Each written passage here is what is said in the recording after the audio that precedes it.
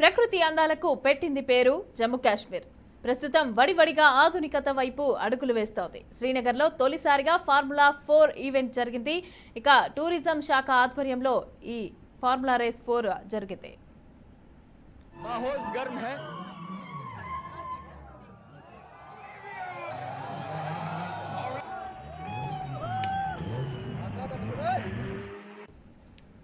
దాల్ సరస్సు మీదుగా లలిత్ ఘాట్ నుంచి నెహ్రూ పార్క్ వరకు దాదాపు 1.5 కిలోమీటర్ల మేర జరిగింది.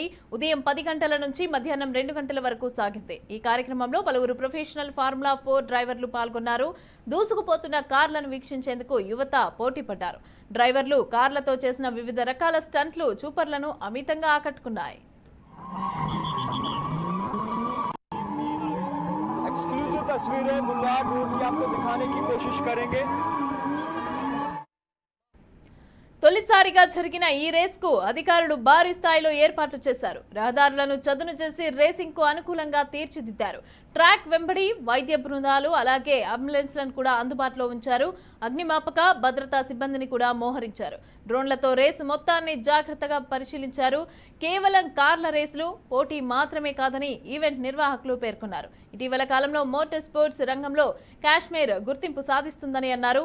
ఇక ఫార్ములా 4 డ్రైవర్ల స్ఫూర్తితో యువత ఇటువైపు దృష్టి సారిస్తారనే ఆశాభావాన్ని వ్యక్తం చేశారు.